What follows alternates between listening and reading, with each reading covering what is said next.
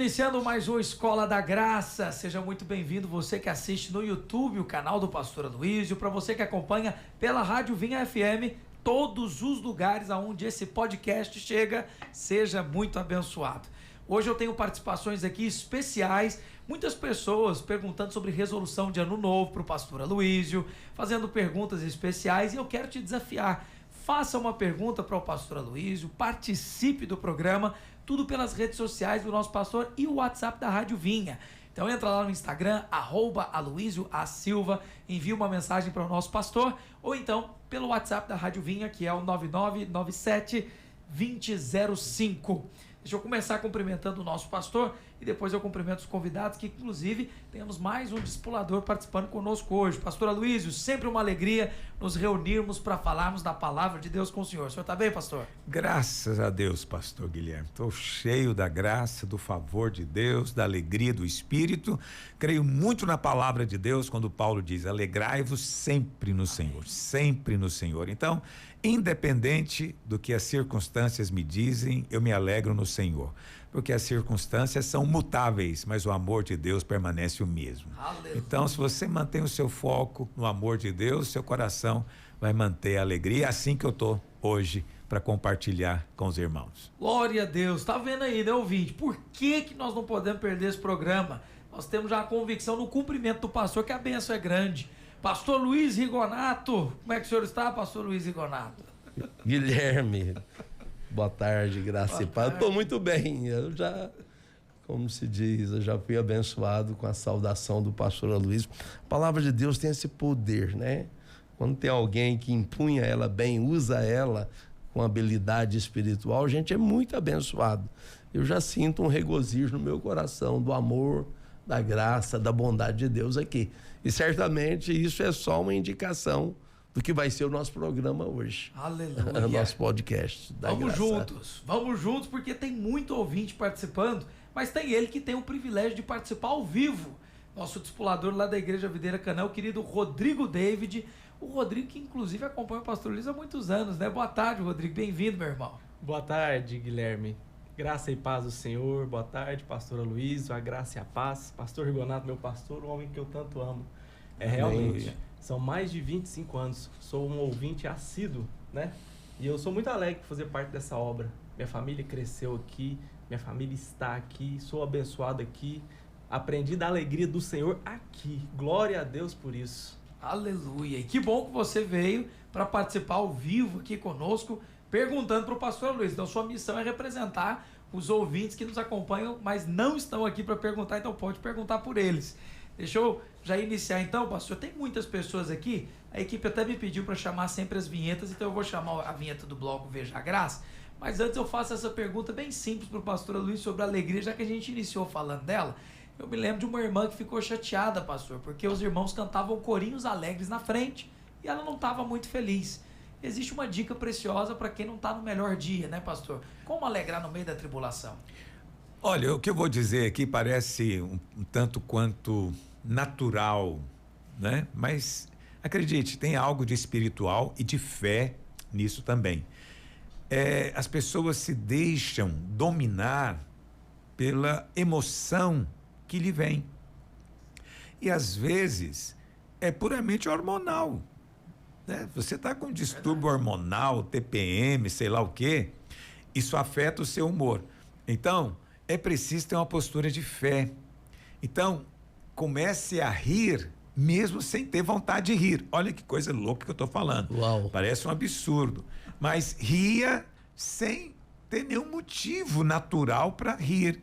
Simplesmente comece a se alegrar. E quando você faz isso, é interessante.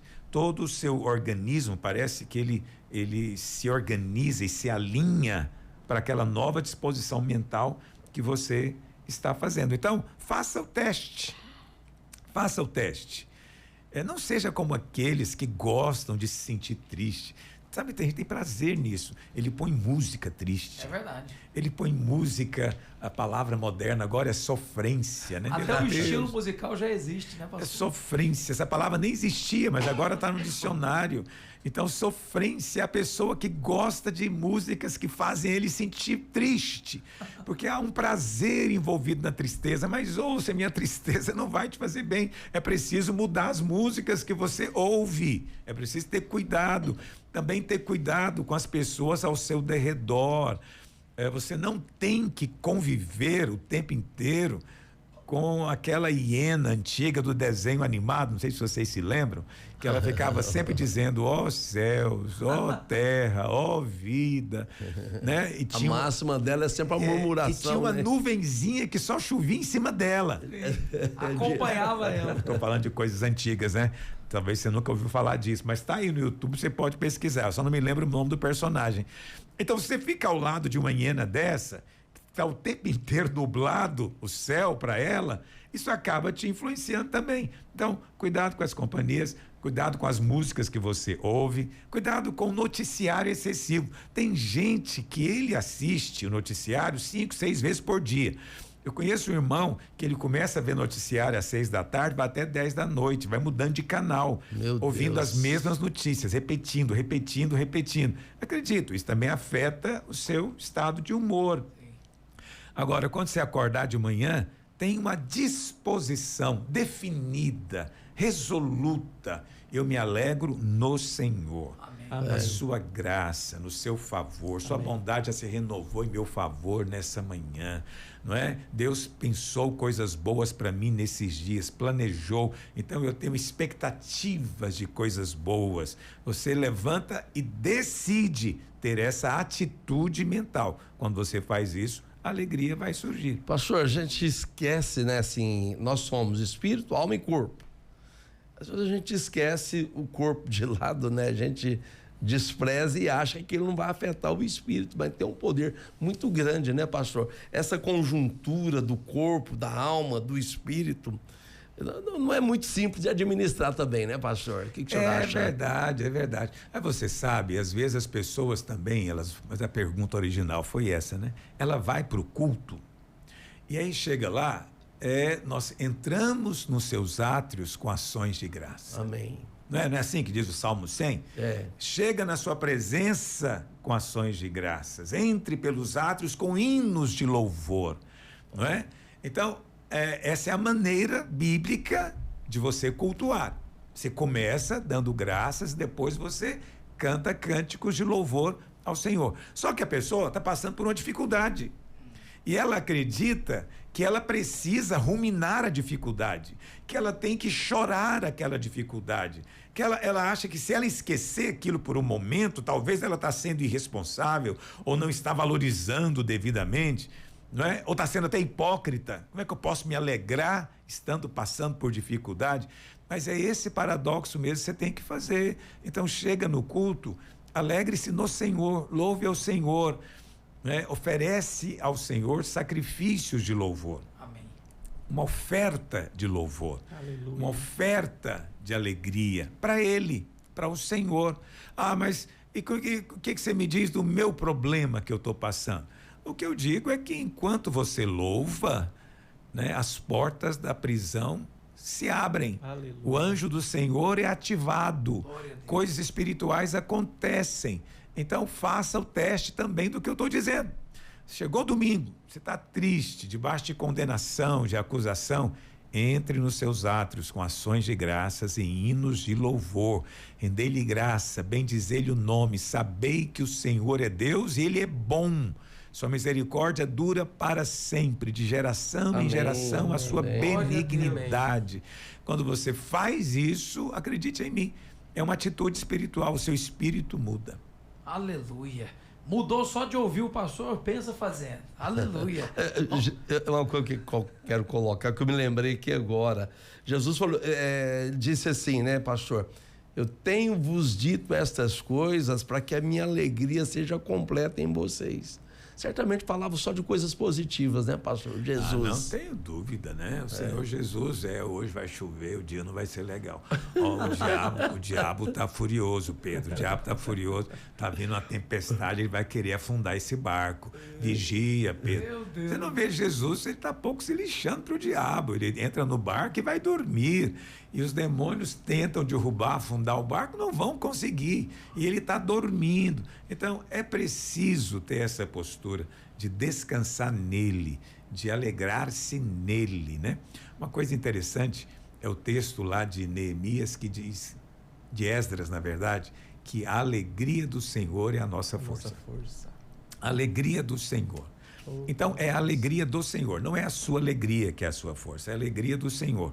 Qual que é a alegria do Senhor? Sofonias 3,16 é um livro que você certamente nunca leu na Bíblia, talvez nem sabia que existia, mas Sofonias diz assim, que o Senhor vai se regozijar, né? O Senhor teu Deus está no meio de ti, poderoso para salvar-te, ele se alegrará em ti com júbilo, né? 3,17 é 17. Leia, Rigonato.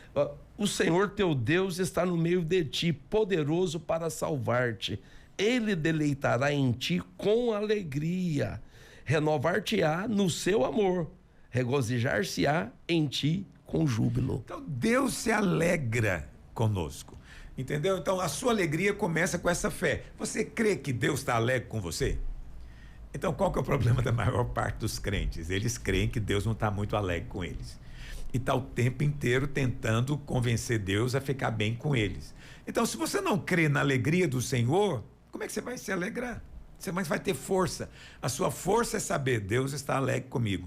Ele não está alegre comigo porque eu sou perfeito. Ele não está alegre porque eu nunca erro. Não, ele está alegre por causa de Cristo. Aleluia. Tudo é por causa de Cristo. Aleluia. Como Cristo está em mim, eu estou nele, a justiça dele foi dada a mim e eu estou nele, então agora Deus se alegra, porque Deus se alegra no seu filho. O seu filho está em mim, eu sou parte dele, eu sou membro do filho, não é? Então, Deus se alegra. Aí a alegria do Senhor, quando você sabe que Deus é alegre, torna-se a sua força. Aleluia. Amém. Torna-se a sua força. Então, aprenda isso.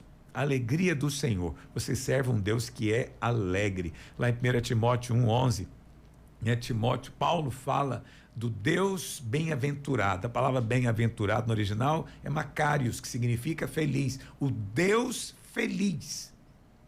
Você crê que Deus está feliz? Esse é que é o negócio.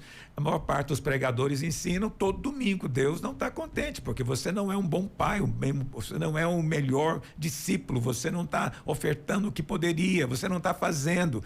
Isso sem contar o que você está pecando. Então Deus não está legal, você precisa de um conserto hoje para Deus ficar alegre. Mas a alegria de Deus dura pouco, porque na segunda-feira você já volta a fazer tudo errado de novo. Então Deus nunca está alegre com você. Agora, quem convive com um Deus chateado, nervoso, irado o tempo inteiro, não se sente forte. Não se sente forte. Ok? Então, mas pastor, isso que você prega, que Deus está alegre comigo, né? Você está estimulando as pessoas a viver de qualquer jeito? Não, quando você sabe que Deus está feliz com você, é aí que você quer agradá-lo mais. É verdade. Aleluia. Isso é muito verdade. Frutos da graça, né, pastor? Exatamente. Aleluia. Vamos então, roda a vinheta para nós do bloco Veja a Graça. E a Maria Celina vai fazer uma pergunta que outras pessoas fizeram, mas eu tenho certeza que o pastor vai ser especial. Roda para nós. Paz, pastor. Meu nome é Maria Celina e congrego na videira há 2 anos.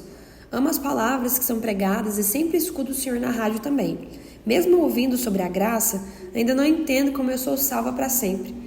Eu fui ensinada que devemos nos esforçar pela nossa salvação. Pastor, nossas ações não influenciam na nossa salvação?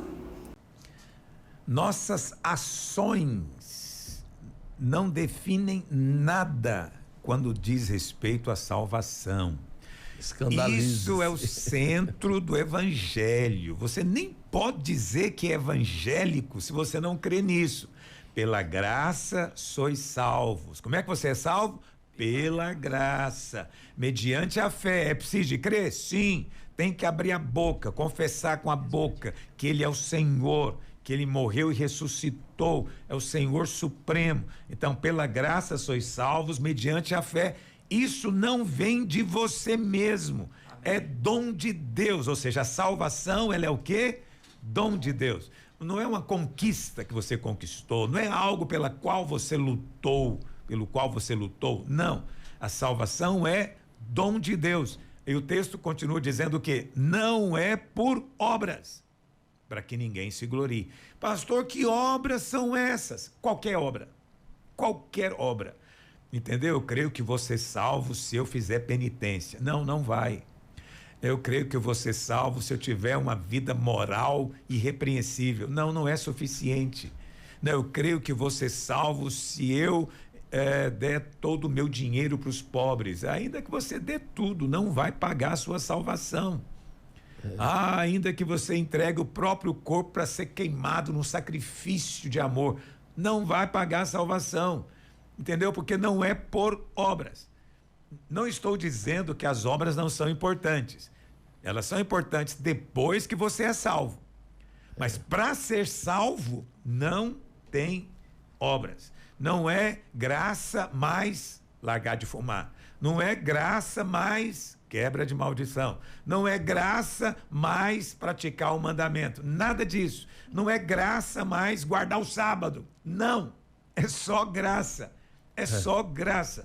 Agora, Maria Celina, se é de graça e as suas obras não afetam em nada na salvação, o que poderia, então, levar você a perder esse presente? Entendeu? Eu resolvi dar esse relógio pro Rodrigo, que está aqui hoje conosco. Eu resolvi dar para ele. Não é porque ele é bom, é porque eu gosto dele. É porque eu gosto dele. Não é porque ele se comportou bem, não, porque eu o amo. E eu dou o relógio para ele. E aí, ele fica com medo de perder o relógio para mim. Porque ele pensa assim, se eu não comportar bem, o pastor toma o meu relógio de volta. Não, mas eu não dei o relógio por causa do seu comportamento, eu não vou pegá-lo de volta. Mas eu pequei, eu fiz algo errado, sim, mas eu te dei, é seu. Vê bem que são as coisas? Eu posso te exortar, te corrigir, mas o relógio é seu, eu te dei. Os dons de Deus são irrevogáveis. Se Deus dá a salvação e pega de volta, então não é irrevogável. Pastor, isso é tão precioso e poderoso, eu acho que vale a pena o senhor falar para nós sobre a abrangência dessa salvação. Ela alcança a eternidade, mas alcança o nosso dia a dia com bênçãos diárias, né, pastor? Essa salvação, ela se aplica a isso. A graça se manifestou do céu como? Que a graça não manifestou da terra. Não, ela veio do céu. É glória a Deus nas maiores alturas. Cristo desceu das maiores alturas. E ele vem manifestar a sua graça. Qual é a maior expressão da graça? Existem muitas expressões de graça. Existe a graça comum, né? Que é o ar que você respira, a força para você trabalhar. O mundo como nós vivemos é graça comum, Deus dá para todos. Mas a graça da salvação, o ponto central dela é o perdão. Perdão. O perdão que você recebeu na cruz de Cristo, ele é perfeito e completo. Todos os seus pecados foram perdoados, passado, presente e futuro. Então atinge o seu passado, atinge o seu presente e já atingiu o seu futuro. Eu não consigo entender esse negócio. É isso aí que eu não entendo. Como que Deus pode perdoar o pecado futuro? É porque na cruz todos os pecados eram futuros. Você não tinha nascido ainda. Ele morreu pelos seus pecados. Entendeu? Ah, não. Eu creio que ele morreu pelos pecados só até o dia que eu converti. Bom, então é melhor converter na hora da morte, né? Que você depois não tem mais tempo para pecar. E, no entanto, não existe isso. Bem-aventurado é o que converte cedo. Seria bem prático. Não é verdade? Para servir ao Senhor. Se então, fosse assim. O perdão, ele é completo. Por que o perdão é completo? Porque o sacrifício de Cristo é maior do que a soma da vida de todos os homens. Aquele que morreu na cruz é tão grande, mas tão grande, você não tem noção. Ele é maior do que a soma de todos os bilhões de homens que já viveram. E a santidade dele é maior do que os trilhões de pecados que esses bilhões de homens cometeram. É maior e sobra. Amém. Entendeu? Então, o sacrifício, ele é Aleluia. grande. Por quê? Porque o cordeiro que morreu é imensurável. Esse é um aspecto. O outro aspecto é que está fora do tempo. A cruz, ela é um evento cósmico que afeta todo o universo e é atemporal. Quando Cristo morre na cruz, ele reconcilia consigo todas as coisas dentro do tempo, mas a cruz está agindo fora. Por isso ela é permanente. Permanente. O sacrifício de Cristo, ele não é repetitivo, como algumas igrejas ensinam, que todo domingo Cristo morre de novo. Não. Ele é definitivo e permanente. Por quê? Porque aquele que criou o tempo está fora do tempo. Aleluia. E a obra da cruz foi feita para Deus. É o amor de Deus pagando pela sua justiça. Pastor, Entende? Compreender isso é vital para a sua vida espiritual. Pastora Luiz, e o mais interessante, quando Jesus falou está consumado, que ele liberou essa salvação, a salvação sozo, ela é uma salvação completa, 100% nas nossas vidas, salvação da nossa alma, salvação da nossa saúde, salvação da nossa família, salvação das nossas finanças, ela envolve um todo. Amém. Ela envolve um todo, não é verdade? Sim, envolve. Só tem um ponto que precisa sempre explicar para as pessoas. Cristo morreu na cruz. O sangue dele foi derramado para perdoar todo homem. Mas eu pergunto, todos estão salvos? Automaticamente? Não. Não. Essa doutrina é chamada de universalismo. É uma heresia. Não tem respaldo na Bíblia. Não cremos nisso. Cristo morreu por todos, mas não significa que estão salvos. Agora, cada um deve crer. A resposta que Deus espera de cada um é fé. E não pode ser um crer apenas de consentir, como Tiago diz, né? Uma fé morta. Uma fé que apenas reconhece que Deus existe. Ou seja, a fé dos demônios, né? Que creem que Deus existe e tremem. E nem por isso são salvos. É uma fé só por informação. Não é uma fé de saber que Jesus existe. Não é uma fé de concordar, não. É uma fé de aceitar. De reconhecer. Eu sou pecador, tenho pecado, mas eu recebo esse perdão para a minha vida. Aleluia, eu preciso dele. Aí quando você faz isso, você é salvo. Mas, Rodrigo, você mencionou uma série de outros aspectos, digamos, da salvação. Então, você também foi salvo da enfermidade? Foi, mas não é automático. Você precisa de crer para que essa bênção também se manifeste na sua vida. Você também foi salvo de um casamento ruim? Foi também. Mas você precisa de crer para isso. Porque tem gente que tem fé para crer que é perdoado, mas não tem fé para crer que é curado. Não tem fé para crer que o casamento dele pode mudar, que Deus é capaz de mudar aquele homem terrível que casou com ela. Entende? Se você não crê, não acontece. Lembra disso, o Espírito Santo, ele é um cavalheiro. Amém. Glória a Deus. Ele não responde pergunta que não foi feita. Ele não atende pedido que não foi solicitado. Você nunca pediu um presente, por que ele vai chegar com esse presente? Quando pessoas nos dão presentes sem que nós peçamos, tem um sério risco do presente desagradar profundamente. Ser presente grego. Não faz isso. Você sabe, nós tivemos uma festa de família agora. Festa de família. Amigo secreto? Não, a gente não faz amigo secreto, a gente faz um bingo. Mas o bingo é o seguinte, cada um tem que levar um presente. Cada um leva um presente, a gente faz o bingo, à medida que as pessoas vão ganhando, elas vão lá e escolhem o presente que elas querem. Né? Se ela leva um presente, é um presente secreto. E ela não pode escolher o presente que ela mesma levou, porque a gente anota o nome, né? Entendi. Então é uma brincadeira que eu acho muito divertida.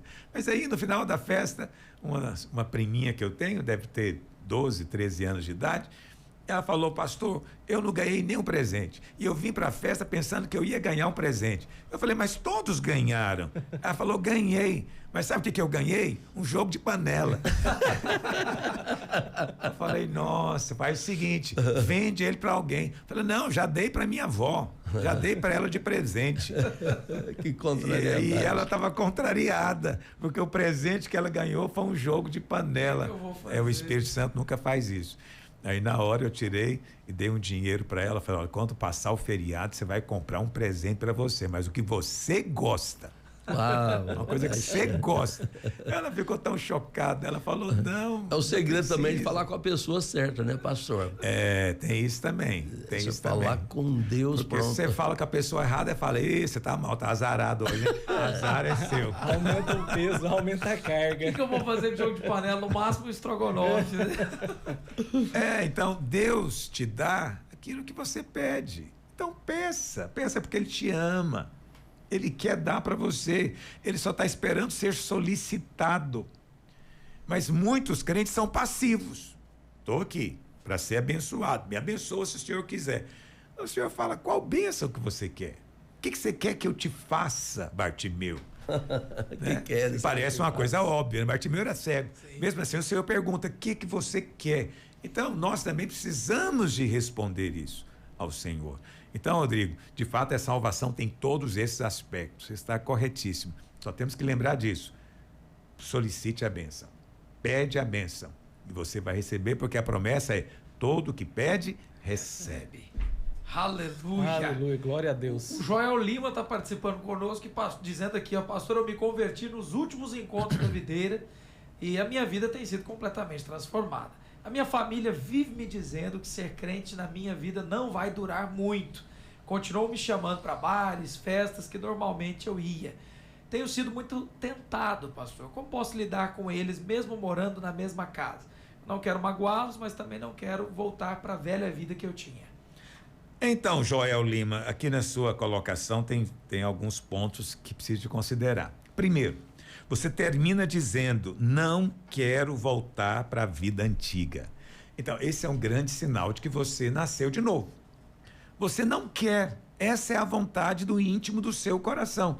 Você não quer voltar, então, faça o que o seu novo coração está pedindo. Ok? Faça o que ele está pedindo. Em paz. Não é? Segunda coisa que eu percebo aqui, você tem aí familiares a quem você não quer magoar. Magoar como? Dizendo não. Nós já falamos sobre isso aqui. Já falamos sobre isso aqui. Então, nós moramos num lugar terrível, onde você falar não para alguém é uma ofensa, assim, meu Deus, quase imperdoável. Como que alguém me diz não? Ele é meu parente e ele falou não para mim. Não é fácil ser goiano, é um negócio difícil. Não tem liberdade de falar não, quase que definitivamente. É difícil. Aí a pessoa vem e te convida para algo que você não quer ir. Aí você fala, não, não vou. Aí a conversa é encomprida muito. Como assim não? Não. Por que você não quer ir? Não, tem compromisso. Tá bom, então vamos amanhã. Não, amanhã também eu não vou. Mas como você não quer ir? Não, porque na manhã eu tenho outro compromisso. A pessoa fala, não, você está fazendo uma desfeita. Você não está querendo ir. Você não quer ir comigo, entendeu? Não, eu quero estar com você, mas tem que ser lá, vamos para outro lugar. Então, é muito difícil dizer não, porque você sabe que vai magoar. Mas há momentos da vida em que a pessoa vai ter que arcar com as próprias angústias dela. Sim. Eu não sou obrigado a dizer sim só para o outro ficar bem, entendeu? Eu vou dizer não quando a circunstância exigir que eu diga não. E se o outro fez beicinho, se ofendeu, nunca mais vai falar com você, é porque realmente não podia ser seu amigo. Porque amigos ouvem sim e não, em paz. Quanto mais adulta é a pessoa, melhor ela ouve o não. Quanto mais criança, mais birra ela dá. Verdade. É verdade. A birra é grande, entendeu? E aí você fica na obrigação de ter que dizer sim o tempo inteiro. Olha que vida infernal. Então, Joel, seja livre. Pastor, mas você está me recomendando a magoar minha família? Não, não quero que você magoe ninguém. Entendeu? Eles estão se magoando sem motivo. Você apenas diz: não, eu não quero ir mais nesse lugar, eu não faço mais esse tipo de coisa, eu não vivo dessa maneira, eu tenho um outro estilo de vida agora. Você está rejeitando a família. A família, você está tratando a família com desprezo. Você agora, mudou. Você mudou, você não é o mesmo, fizeram lavagem cerebral em você. Então, você vai ouvir tudo isso em paz, em silêncio, sem brigar, sem revidar. Mas você não é obrigado a ficar dizendo sim. Tá bom? Pastora Luiz, é natural que automaticamente vai ser expressa na vida dele a nova natureza que foi gerada dentro dele. Isso, a nova espontaneamente. natureza que saiu. É natural que isso aí vai mostrar para as outras pessoas que ele convive em volta. Que ele realmente está diferente. Sendo assim, se torna bom ouvir você mudou, né, pastor? Exatamente. Eles estão, às vezes, criticando, dizendo: você está diferente, você não é mais o mesmo. Então, eles falam no tom ruim. Mas você tem que ouvir no tom melhor. Fala: não sou mais o mesmo, eu mudei mesmo. Eu mudei, eu tenho um novo coração, ganhei um novo espírito, eu sou um novo homem. E você não deve ter vergonha de dizer isso. Isso não faz você melhor do que ninguém. Não. Você não é melhor do que a sua família, nem do que ninguém. Mas faz de você alguém diferente. Diferente. Então, eu não vou iludir você aqui dizendo que eu sou igual a todo mundo. Não sou. Eu sou ungido de Deus. Aleluia. Amém. Eu recebi uma unção na minha vida. Não sou melhor do que ninguém. Não sou melhor, eu sou até pior do que a maioria. Mas eu não posso dizer que eu sou igual, que eu tenho algo diferente na minha vida. Então, o mesmo aconteceu com você, Joel. Sua vida foi transformada.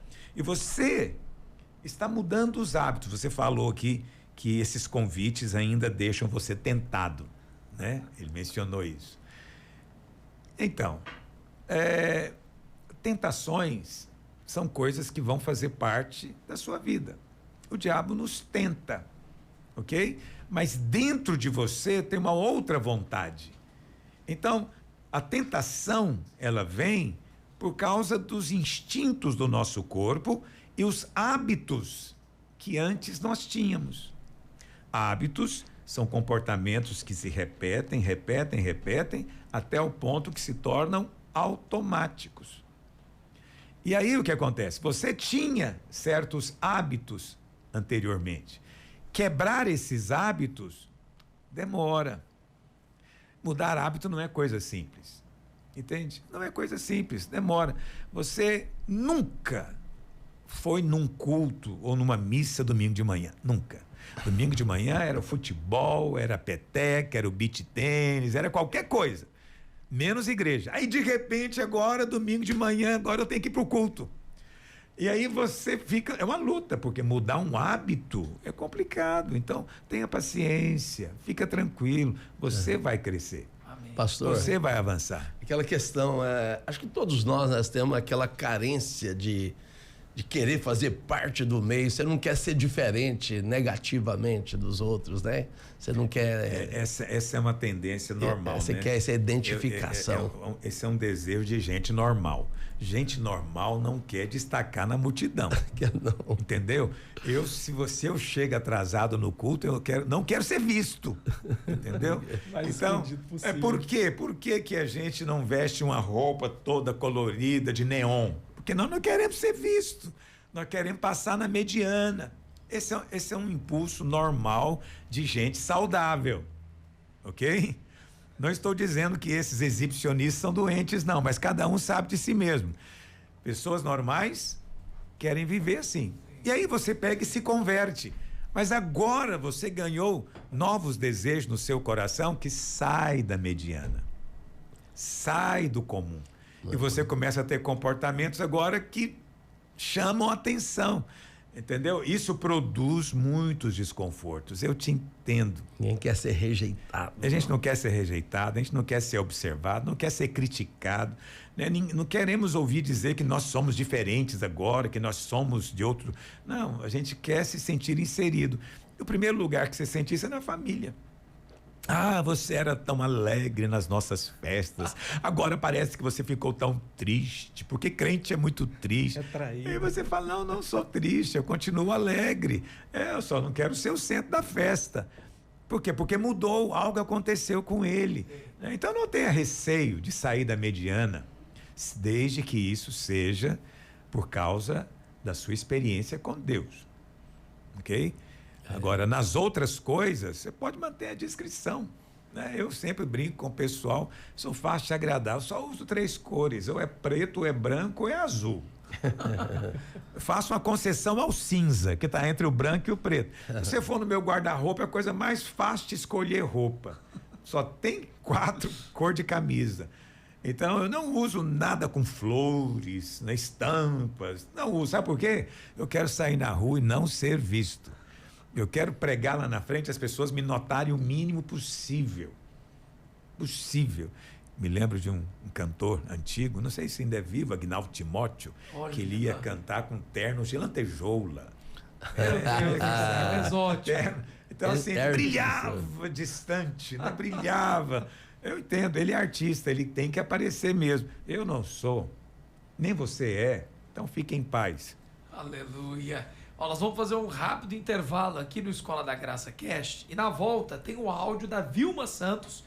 Ela é de Goiânia mesmo e está dizendo que ela precisa de um sinal. Na verdade, ela disse o seguinte: pastor, existe um sinal quando Deus fala conosco? Rápido intervalo, Escola da Graça Cast volta já com a participação da Vilma Santos. Não sai daí. Estamos de volta ao Escola da Graça Cast nessa tarde de quarta-feira. Atenção, você que sempre nos ouve e ainda não mandou sua mensagem, já segue o pastor Aloísio nas redes sociais e por lá você envia uma mensagem para perguntar e participar. Nós amamos também ouvir os testemunhos de muitos irmãos que estão ouvindo, sendo abençoados, e você deixa o pastor com certeza muito feliz contando para ele diretamente lá no Instagram. Lembra de acessar escoladagraça.com, faz o seu cadastro e você tem acesso a todos os conteúdos de palavras. Essa conversa nossa é só uma amostra daquilo que tem estudo aprofundado lá no site, né, pastor? Nós temos muito na estudo. Plataforma, é. Na plataforma. Plataforma Escola da Graça, nós temos lá, se eu não me engano, acho que chega a quase 1000 Meu Deus. ministrações. Então, tem muita coisa para você navegar.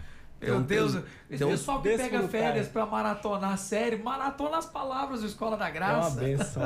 Tem um tesouro lá, que isso. Meu amigo, você que quer chegar nas reuniões da sua família falando com propriedade da palavra de Deus, é lá, escoladagraça.com. E é bom dizer, pastor, que a Vilma mandou o áudio perguntando aqui.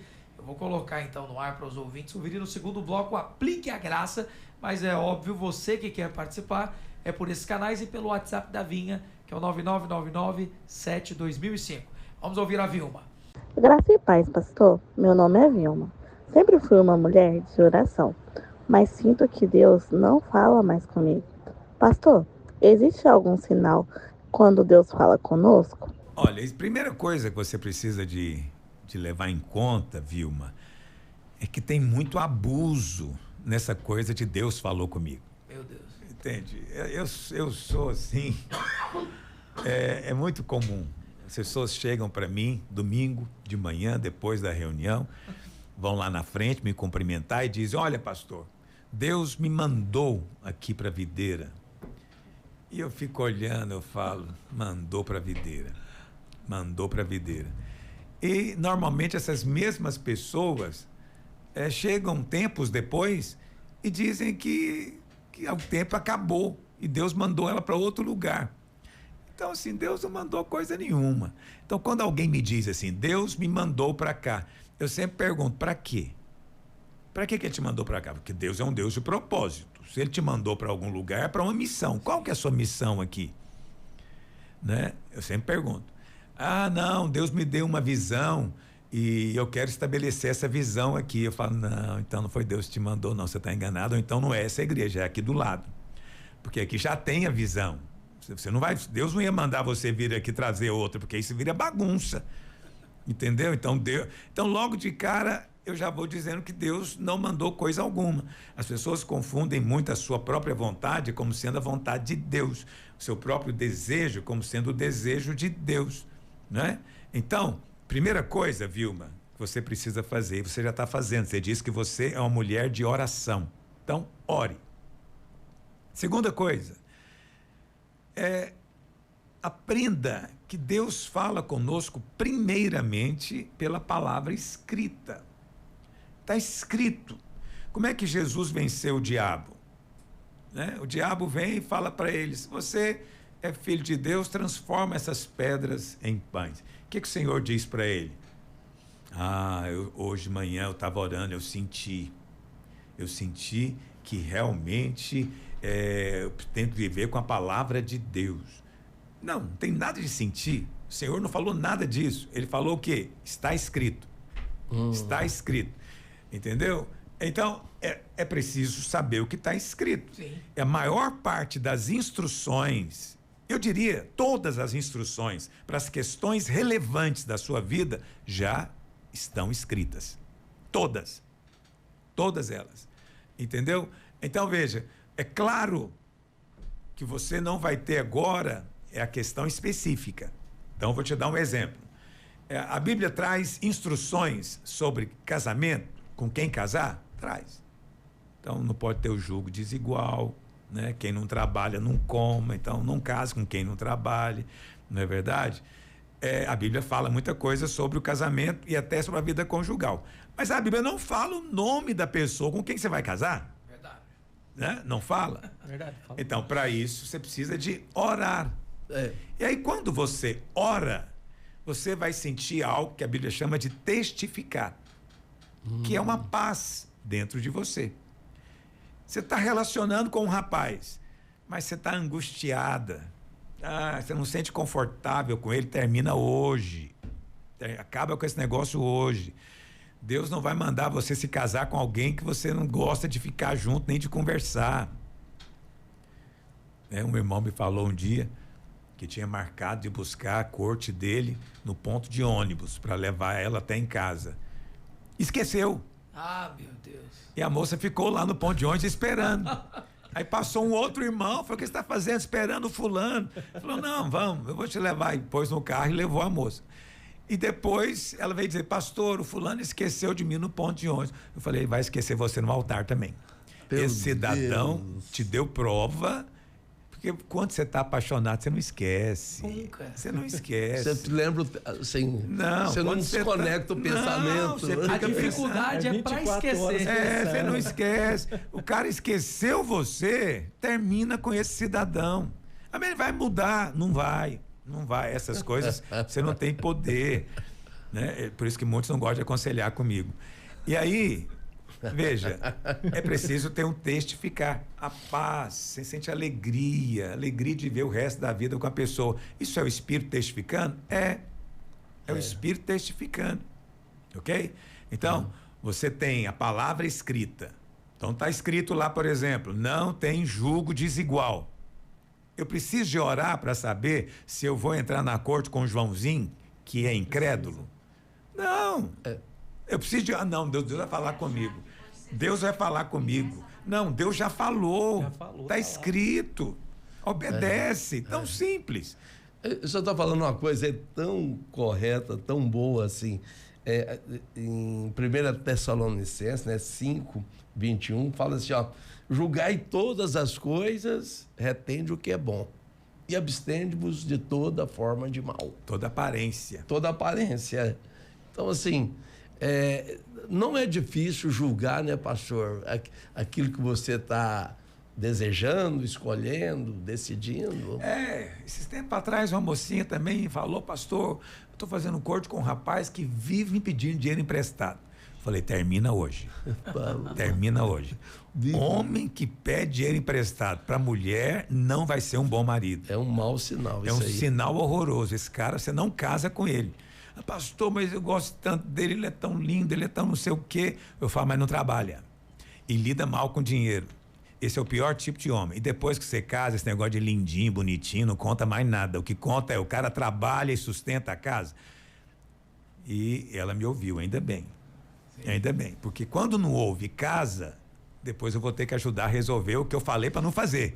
Isso é que me deixa mais cansado. Pastor, cresceu. E aquele que demora demais? Ela gosta dele e o cara não decide, pastor. Não pode, tem que ter, por isso que tem que ter pai e mãe. Sim. Sabe? Alguém tem que posicionar. Tem que ter limite. Se não tem pai e mãe, sabe, a minha mãe já é falecida, mas aí um dia uma prima minha quis ir morar com ela, por alguma razão, foi morar com ela. E aí ela tinha um namorado. E aí o namorado ia lá, visitava, saía com ela. E a minha mãe, muito positiva. Não sei se você entende essa expressão. Aqui em Goiás, ser positivo significa ser firme. E às vezes tem inconveniente. Aí um dia ele sentou lá na sala e falou: escuta, fulano, você vai casar ou não vai? Porque a minha neta já não é mais criancinha. Ela tem uma idade. Você está aqui enrolando nela. Se você não for casar, desocupa a moita. Para que o outro possa chegar. Verdade. E aí ele assustou muito. E a minha prima mais ainda. Por quê? Porque o pai e a mãe dela ficava naquela postura, não, fulano é agradável, legal, não sei mais o quê. Mas a minha mãe não, falou: não, rapaz, decide logo a sua vida, você tem algo errado com você, ué. Você precisa de quanto tempo para decidir que quer casar com essa moça? 3 anos? Não, é agora. E aí acabou que decidiu e casou. Olha só. Casou. Foi muito bom, foi hein? benção, foi benção. Então, assim, por quê? Porque alguém posicionou. Por que eu falei que é importante ter pai e mãe? Porque quem tem que fazer esse posicionamento é o pai. Na ausência do pai, a mãe. Então, já está 1 ano na corte. É preciso chamar o rapaz e falar: filho, a minha filha, eu quero que ela se case, não que ela fique namorando. Então, se você não quer casar, fala logo. Porque 1 ano dá tempo de saber. Dá demais. 1 ano dá tempo de saber. Então, se você está na corte aí há mais de 1 ano e o rapaz não falou nada, e eu falo de rapaz porque quem enrola normalmente é o rapaz. Normalmente. Safado. E aí, é preciso posicionar. Ele é que é o bandido. É verdade. Decida. Tem uma posição. Não precisa de Deus falar nessa circunstância, já está Não, falado. Deus já falou, pai e mãe, pai e mãe. É preciso ter uma família. Tem pai e tem mãe que delega para o filho essa coisa de casar completamente. Entende? Não. Isso é uma coisa que ele vai decidir sozinho. Mentira. Pai e mãe tem que participar da coisa. Ativo, né? Ativamente. Ativo. Entendeu? Às vezes olha, esse rapaz você não vai relacionar com ele, não. Não vai, porque esse rapaz aqui não trabalha, não estuda, trata mal o pai, trata mal a mãe, vai tratar mal você também. O pai tem que dizer: ah, mas eu gosto dele. Você vai aprender a gostar de outros. Precisa posicionar. Aí já está relacionando, é preciso colocar limites. Falar: não vai ser a vida inteira. Eu contei isso aqui uns dias. Vou contar de novo. Sim. Na minha idade, eu tenho o direito de ser repetitivo. Eu encontrei uma irmãzinha de tempo atrás aqui no culto que veio consagrar um bebê. E ela falou: olha, pastor, você não lembra de mim, mas eu encontrei com você lá no Verdurão. Aí eu lembrei. Falei: não, lembro perfeitamente. Lembrou. Você me parou no Verdurão. E ela falou: pastor, eu não devia parar você aqui no Verdurão, você está fazendo compra, mas eu tenho que falar algo para você. Eu já estou namorando um rapaz há 7 anos. E até agora ele não posicionou se vai ou não casar. Eu falei: olha, filha, é o seguinte, você vai terminar com esse rapaz hoje. Esse cara é safado. Ele virou seu irmão. Você não vai casar com um irmão. Entendeu? Você tem que casar com um homem. Um cara que com 7 anos não decidiu se quer casar ou não, esse cara você tem que correr dele. Entende? Então você vai terminar hoje esse negócio. E fala para ele: ou casa ou termina. E ela, graças a Deus, menina inteligente, me ouviu. Chegou para ele e falou: pastor Luiz falou, casa ou termina? Ele falou: então eu termino. Ela falou: então está encerrado. O que aconteceu? Logo em seguida, sim, meses, ela conheceu um outro rapaz aqui na igreja, que certamente estava olhando para ela, mas não chegava perto porque tinha um outro homem lá atrapalhando, o safado estava lá. E aí ela começou a relacionar com ele, casou com ele, e 1 ano e meio depois estava consagrando o filho aqui. Aleluia. Que Olha que bênção. benção. Quer dizer, Glória quando a é Deus. homem, ele decide rápido. Tem posição. É, né? homem tem posição. Quando eu falo de ser homem, não leve a mal o que eu estou dizendo. Não estou falando aqui do aspecto do seu gênero. Se você é hétero. Hétero eu sei que você é. Quando eu falo ser homem, é no sentido de oposto de menino. Ser maduro. Oposto de criança. O oposto de criança é homem. E vou te dizer um fato na Bíblia. Não tem nenhum versículo na Bíblia que manda a mulher virar mulher. Pois é. Mas tem versículo na Bíblia que diz para o homem: haja como homem, Seja homem. porte-se varonilmente. Varonilmente. Seja homem. Homem de verdade. Agora, uma coisa interessante: por que a Bíblia não fala para a mulher ser mulher? Isso é interessante. Por quê? Uma boa pergunta. Porque a mulher é. Mulher é. Ela já. Entendeu? Ela é. Eu fico vendo lá na minha casa, o instinto feminino é um troço assim poderosíssimo. É, pastor. Porque eu tenho 5 netinhas. Aí as 4 mais velhas tratam a quinta como se fosse boneca, né? Então, brinca assim, horas e horas, você deixar o dia inteiro e tudo assim, protegendo aquela Cuidando. coisa, cuidando. Naturalmente, cuidando. Mais nova ali. Cuidando. E essa minha quinta netinha tem priminhos, que são meninos, né? Por parte de pai. Esses meninos gostam dela. Quando chega, oi, lindinha, tarará, mas dura 1 minuto. Ele some e nunca mais aparece perto dela ali na festa. Por quê? Porque é menino. Entende? Então a menina, ela muito cedo, e os pais também tratam diferente menina de menino. Infelizmente, é preciso culpar um pouco os pais aqui, não. Responsabilizar é melhor, né? São muito tolerantes com a infantilidade de homem, mas não são com de mulher. Mulher que é muito infantil, o pai e a mãe chega junto. Não pode. Né? Tem que ter postura. E é por isso que quando você casa é um fato. Homem demora a virar homem, mas a mulher... A mulher sempre contribui, depois que casa, para o homem acelerar a maturidade dele. Certo. Porque geralmente casa um adolescentão, né, pastor? Meninão. Aí, depois vira homem. Sem condenação, tá? Se você é um meninão, fica em paz, você vai chegar lá. Você vai amadurecer. Alguns mais tarde do que outros, mas chega. Em outras palavras, não fica forte não, que Deus vai te dar a bênção. É verdade. Para essa irmã que perguntou, então, um abraço para ela, que ela se mantenha firme, né, pastor? Deus vai falar e vai confirmar quando ele estiver falando. Ela perguntou de sinais, né? Sim. Sinais. Existe um sinal. Olha, no Velho Testamento, quando você lê a Bíblia, você tem que levar em conta isso. Existe Velho e Novo Testamento. Então, no Velho Testamento, era normal pessoas pedirem sinais e buscarem esses sinais. O clássico é Gideão, que colocou ali a lã do lado de fora, não é, como sinal de Deus. E aí muitas pessoas veem isso como sendo o padrão do Novo Testamento. Não é. Deus pode te dar sinais? Pode.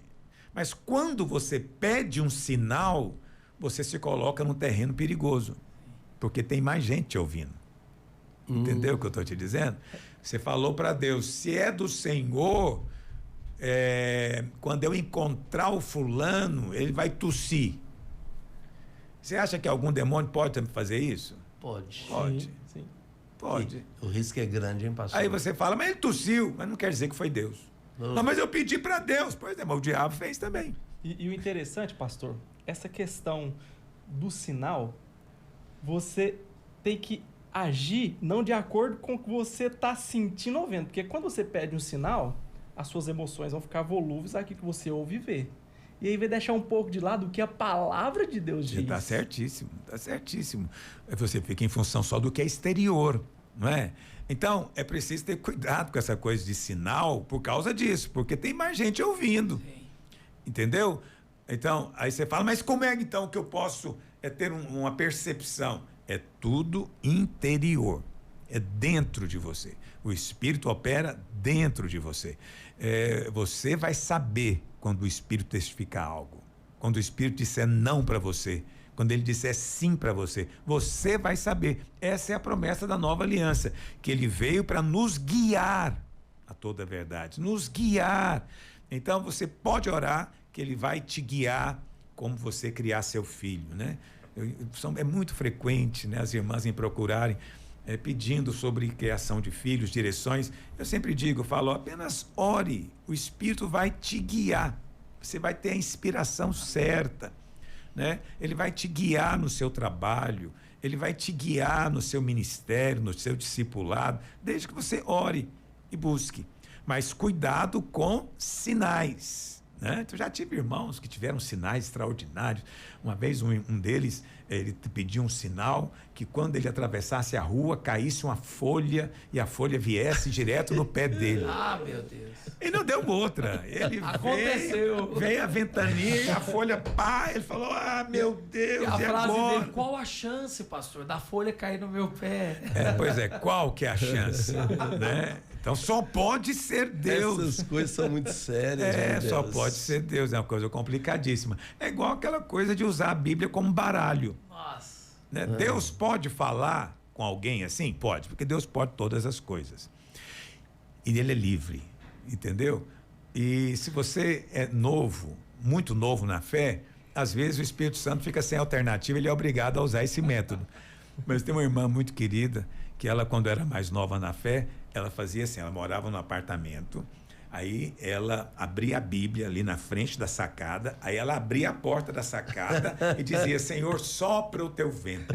E aí o vento vinha e xlá pra cá, Ai, que xlá legal. pra cá. Aí ela falava aleluia, fechava a porta, aí a página que parou foi o vento que parou. Ela fala, pastor, eu não abri a Bíblia. O senhor fala que não pode abrir, não fui eu que abri, foi o vento do Espírito. Fala, aleluia, o que o vento falou com você? Né? Eu sempre gosto de saber disso. E normalmente cai aonde? É lá em Miqueias, né? Em meu Abacuque, Deus do um céu. texto bem obscuro. E ela fala, vem cá para o senhor me explicar. Eu falei, minha filha, aí você foi longe. Eu entendo de Mateus, Marcos, Lucas e João. Sofonias e Ageu dá para você. Você vai descobrir. Pastor, são ou não são divertidos os irmãos, né? É uma diversão. Esses irmãos são uma diversão. Pastor, na vida. o senhor, eu me lembro uma ocasião, o senhor falando sobre isso, aquilo que Deus tem para falar, aquilo que é positivo, Deus tem uma maneira, o que é negativo, ele entra impedindo, te protegendo. O senhor lembra Deus disso? pode chegar ao ponto de te impedir, sim. É muita graça quando isso acontece. Mas normalmente ele não vai te impedir. Você vai sofrer o dano, mas a promessa dele de que tudo vai cooperar para o seu bem permanece. Reverte. Então, mesmo você tendo pisado na bola, Deus ainda vai fazer um milagre na sua vida. Maravilhoso. O que nós temos que lembrar constantemente é que Deus nos guia pela paz. Colossenses diz, seja a paz de Cristo o árbitro. Seja a paz de Cristo o árbitro. O que o árbitro faz? Ele apita quando sai da regra. Você deu uma definição fundamental. Ele apita a qualquer hora. Não, O jogo está indo bem, ele apita. não. Tá tudo certinho, ele apita. Sem interferir em nada. Quando é que ele apita? Só quando foge a regra. Ele intervém. Uau. Ele intervém. Então, como é que é o crente? O crente tem esse árbitro, é a paz. A paz fica apitando quando está tudo certo? Em Não. silêncio. A paz fica lá. Então, você vive em paz. Entendeu? Na hora que o juiz apita, o que acontece? Para o jogo. Para o jogo. O que aconteceu? Ninguém sabe o que aconteceu às vezes. Aí tem que perguntar para quem? O juiz. Então, olha para o juiz. Aí o juiz tem lá todo o gesto dele, né? Aponta, não sei o quê. Tá? Todo mundo sabe o que é, menos eu que não entendo. Fico olhando, Eu eu só falo, não aprendi entendi nada. só esse sinal aqui. Esse é o VAR. E o interessante... É VAR? Isso aqui é quando ele vai verificar no replay. Bom, o interessante, eu trabalho com vendas e por várias vezes eu tinha que fechar uma venda. E aos meus olhos, aquela venda que me gera um lucro muito grande. Mas eu ia embora com o coração fechado. E eu ia orar ao Senhor. Aí eu voltava, fechava a venda. Sem paz. Dava tudo errado. E por várias vezes, muito mais que as negativas. Senhor, o que eu faço? A alegria vinha dentro de mim. Era fechar a venda, o sucesso era eminente. É desse jeito. Você entendeu exatamente como é que é a vida no espírito. Você vive em paz. Na hora que a paz para, você para também. Fala, o que está acontecendo? Não vou continuar. Não vou fazer esse negócio. A paz foi embora. Mas qual que é o problema dos irmãos? Eles invertem a coisa. Eles acham que vive sem paz. Aí eles têm que orar para ter paz sobre as coisas. Sim. Eu ainda não senti paz sobre isso. Mas não, você não é assim que funciona. A paz já está lá. O árbitro já está lá. Entendeu? Você tem que atentar quando a paz cessa De repente eu perdi a paz. Por quê? Acabou. Para o jogo. Entende? O juiz vai te contar, tem algo fora, algo desalinhado. Então eu vivo o tempo inteiro na paz, né? Então você que é negociante, empreendedor, a vontade de Deus é que você acerte sempre. Mas é preciso perceber a paz. Perceber. Mas se você errar, não fique triste, porque tem outra promessa. Ele vai fazer com que isso coopere para o seu bem. Tudo coopera, aleluia. Tentaram te enganar, te defraudar, fique tranquilo. Na hora que ele te restituir, vai ser com lucro. Aleluia. Você vai sair ganhando. Então você não tem que ter temor. Porque tem irmão que tem medo de decidir. Sim. Eu não sei se é de Deus, meu Deus do céu, e se não for de Deus. Meu amigo, se não for de Deus, Deus vai fazer cooperar para o seu bem. Agora, eu estou falando aqui de decisões do dia a dia. Né? Uma pessoa que vai casar e está com esse conflito todo, eu te digo, não case. Entendeu? Eu não sei se eu caso, se não caso, pastor. Pronto. Não, meu amigo, para com isso. Para casar, você tem que estar doido para casar. Morrendo de vontade de casar. Com entendeu? muita alegria. Com muita alegria para casar. Planejando casamento. Aí você casa. Mas se tiver qualquer tipo de angústia, para hoje. Para com essa bobagem. Viva em paz. Essa é a vontade de Deus. Glória a Deus. Libertadora a palavra. Vamos caminhar então para o Perspectiva da Graça. Temos aí uma declaração de um oficial da Coreia do Norte, da fonte Guia-me, que ele fala sobre o cristianismo e missionários dentro do território norte-coreano. Vamos ver. Kenneth Bae, um missionário americano que atuava na Coreia do Norte, revelou que um oficial norte-coreano admitiu que o regime comunista teme o evangelho sendo espalhado por missionários no país. Segundo o God Reports, após conhecer 2 desertores da Coreia do Norte que se converteram, Bae iniciou um ministério de oração pela nação mais fechada para o evangelho do mundo. De 2012 a 2013, ele levou 300 cristãos para o país que intercederam pelos norte-coreanos. Na sua última viagem, Kenneth foi detido pelas autoridades porque acidentalmente havia levado um filme crítico à Coreia do Norte junto com materiais missionários. Durante esse interrogatório, os oficiais acusaram o missionário de tentar derrubar o governo norte-coreano. Sem entender a acusação, Bae perguntou: o que vocês querem dizer? Através da oração e da adoração, eles responderam, os militares, e o missionário ficou surpreso. Vocês não acreditam em Deus? E a resposta veio: eles têm medo dos missionários e do cristianismo na Coreia do Norte. Pastor, essa é uma realidade da Coreia do Norte e de outros países que também não permitem a propagação do evangelho, né? Ou pelo menos tentam de todas as formas impedir a propagação, a pregação do evangelho. Coreia do Norte, China, pouca gente sabe disso. Vietnã, são exemplos de países, Cuba também, onde eles tentam o máximo possível impedir a propagação do evangelho. Os islâmicos também, né, pastor? Radicalmente islâmicos. Sim, como sim, o Irã, né? Sim. Países como a Arábia Saudita, países como o Irã, que são ultra-radicais, tentam de toda maneira. Mas, em muitos países muçulmanos, há uma certa liberdade.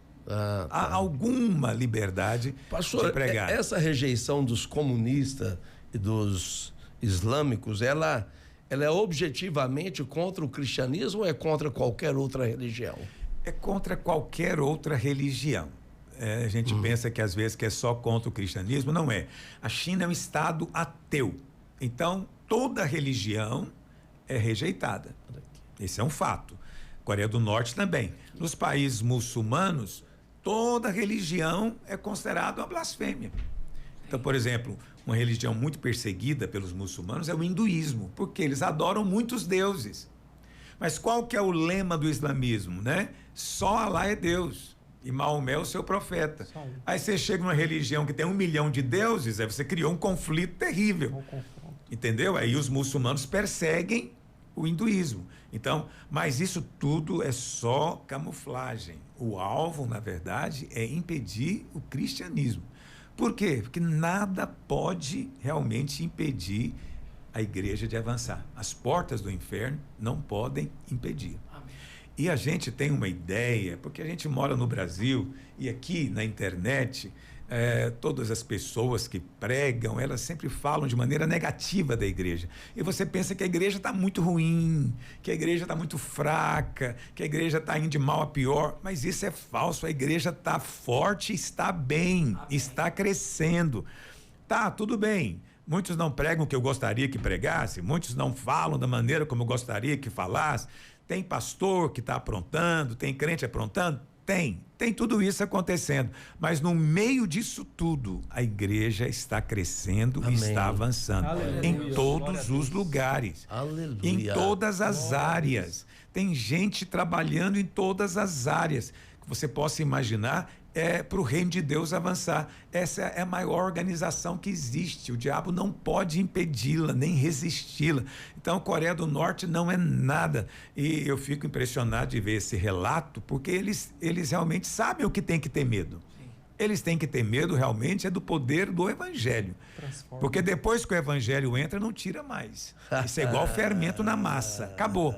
O Império Romano viveu isso, né, pastor? Sim, o fermento entrou, não sai. A China tenta acabar com o cristianismo lá há 80 anos. Não consegue. O evangelho só cresce lá, né, Só pai? cresce. Hoje está numa fase de muita perseguição. Hoje. É mesmo. Esse presente momento. Mas não tem impedido a igreja de crescer. Continua crescendo e muito na China.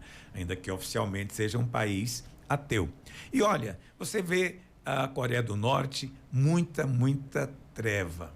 E você pensa que onde tem muita treva, não vai ter luz de Deus. Mas é justamente em lugares onde as trevas são mais intensas, é que às vezes luzes pequenas produzem maior impacto. Aleluia. Entende? Luzes pequenas começam a acender aqui e acolá.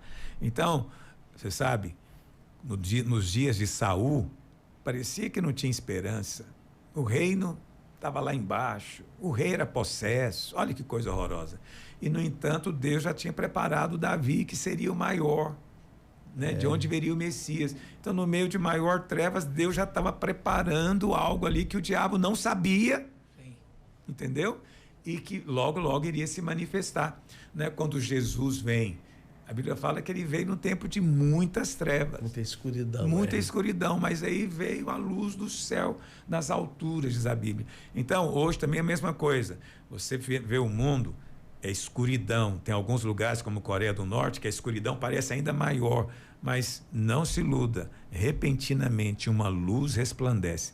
E olha, quando a luz resplandece, ninguém pode resistir. Glória a Deus. Pastora Luiz, sempre quando Jesus ele leva o evangelho como a luz, ele é uma luz abundante, né? A gente percebe que a luz começa a brilhar e de repente ela abunda o poder de Deus. E como o senhor falou, é como a massa, ela vai levedar, né? Vai Pra fermentar. Uma pergunta, olhando para nós moramos num país hoje muito livre, né? Muito Entregar livre, o evangelho, graças a Deus. né? E o que o senhor acha? O senhor acha que isso pode, algum dia, passar para o lado de cá? Olha, nós temos que também ser proféticos, né? E a profecia de Jesus é o seguinte: vamos trabalhar enquanto é dia, porque a noite vem. E quando vier a noite, não vamos poder trabalhar. Então, nós temos que trabalhar hoje enquanto é dia. Então, a igreja tem que trabalhar porque estamos de dia. No Brasil, vivemos dia. Sim. Dia. Mas Jesus disse que é inevitável que a noite venha. E quando a noite vier, não vai dar para pregar mais. Não vai dar mais para testemunhar, né? Então, vamos aproveitar, remir o tempo e aproveitar a oportunidade. E Deus é bom. Você sabe, a igreja tem crescido no Brasil, apesar de todas as confusões que você ouve. É verdade. Entende? É o líder de uma igreja que abusou da mulher, eu não sei mais o quê. Depois é o líder de outra igreja que estava fazendo isso ou aquilo. Depois, toda hora você ouve assim um escândalo, alguma coisa acontecendo, mas as pessoas continuam convertendo. Aleluia. As pessoas Glória a continuam Deus. se convertendo, porque está de dia. É verdade. Entende? Você vê como a igreja é muito mais forte do que muitas pessoas imaginam. Mesmo aquelas que falam muito mal, não é? Por quê? Porque tem cantor gospel aprontando? Tem.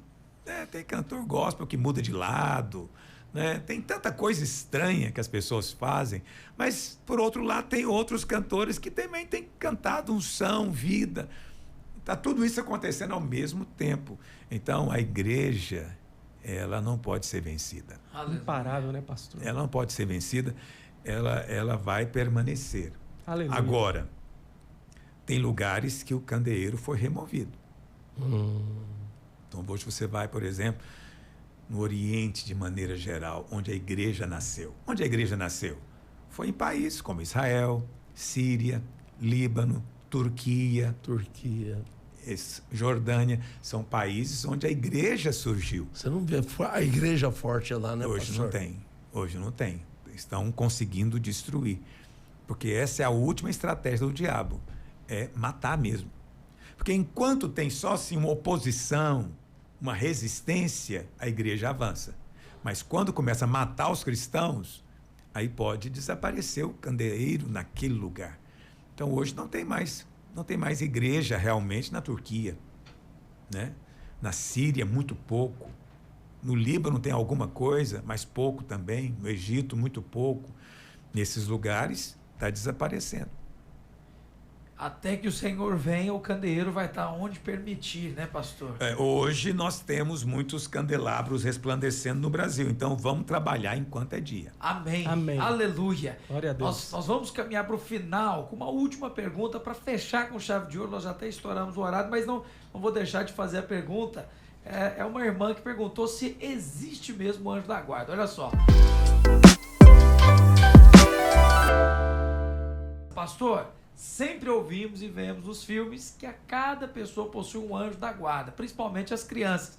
Na Bíblia, é mencionado o anjo da guarda, pastor? Sim, é mencionado o anjo da guarda. Jesus disse, né? Falando dos pequeninos, deixai vir a mim os pequeninos, porque dos tais é o reino dos céus. E o Senhor disse que os seus anjos veem a face, né? Deixa eu achar esse versículo aqui para eu falar para você a referência exata. Que usa até a palavra assistem, né, pastor? Sim, sim. Assistem diante da face de Deus diariamente, os anjos pequeninos. Seria Mateus 18:10, pastor? Mateus 18. Leia, pastor Rigonato. Bom, aqui está dizendo assim, né? Tenha cuidado de não desprezar nenhum destes pequenos, pois digo que a vocês, que os anjos deles nos céus estão sempre vendo a face de meu Pai Celestial. Então, né? Nessa versão, o né? Senhor está dizendo que aqueles pequeninos, eles tinham um anjo que os guardava e que via a face de Deus, né? Mas, esse aqui agora entra uma questão de teologia, mas eu vou falar para você assim mesmo, né? Porque a sua pergunta é, todas as crianças têm esses anjos? Então, existe um grupo, né, de pastores e mestres que acredita que toda criança é salva. Eles creem que a criança nasce salva. E há um momento em que ela se torna pecadora, digamos assim. E aí, nesse momento, ela ganha consciência do que está fazendo. E aí, então, nesse momento, ela perde aquela salvação. E agora ela tem que se converter para ser salva.